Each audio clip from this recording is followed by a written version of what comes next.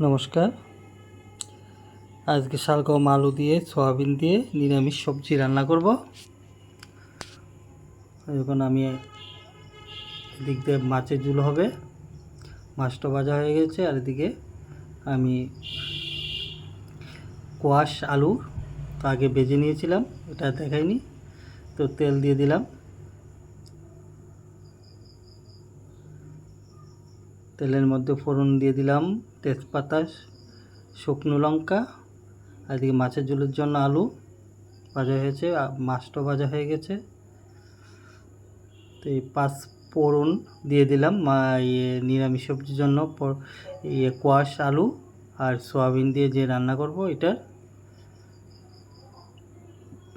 এখন 5 মিনিট হয়ে গেছে, আমি সয়াবিনটা দিয়ে দিলাম একবারে।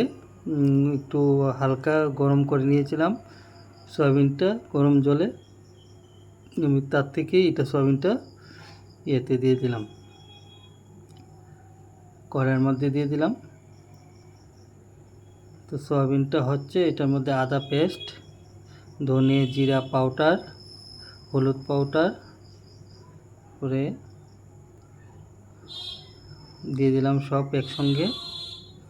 কালারের জন্য একটু কাশ্মীরি লঙ্কার পাউডার। তো আলু আর কোয়াশটা দিয়ে দিলাম একসঙ্গে, দিয়ে একটু হালকা ইয়ার মধ্যে তেলের মধ্যে ভেজে নেব। তো মশলাটা একসঙ্গে মিক্সড হয়ে গেছে। তো এবার বেশিক্ষণ করব না, একটু ভাজা হয়ে গেলে জলটা দিয়ে দেব।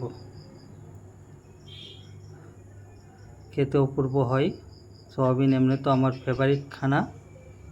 তো এই জল দিয়ে দিলাম, এটা এবার সিদ্ধ হবে। ভাজার মধ্যেই সিদ্ধ হয়ে গেছে, তো ঝোলটা একটু সিদ্ধ হবে, এতে তো বেশি টাইম লাগে না। তো সবাই লাইক কমেন্ট শেয়ার সাবস্ক্রাইব করবেন, ফলো করবেন। দারুণ হয়েছিল খেতে। আর এদিকে আমি মাছের ঝোলও বসিয়ে দিলাম।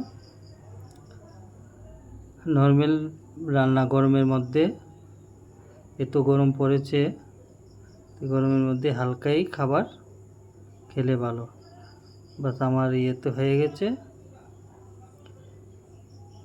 নিরামিষ সবজি হয়ে গেছে। নতুন কালারটা কত সুন্দর আসলো, খেতে দুর্দান্ত টেস্ট হয়েছে। আর এদিকে মাছের ঝোলটা আমি একটু টমেটো আলু দিয়ে করব। দেখুন হয়ে গেছে মাছের ঝোলও। আবার আলুটা দিয়ে দেব, আলুটা দেওয়ার পরে হয়ে গেছে মাছের ঝোল। কালার কত সুন্দর, ধনেপাতা দিয়ে দিলাম। তো খুব টেস্ট হয়েছে খাবারগুলি। অসংখ্য অসংখ্য ধন্যবাদ সবাইকে।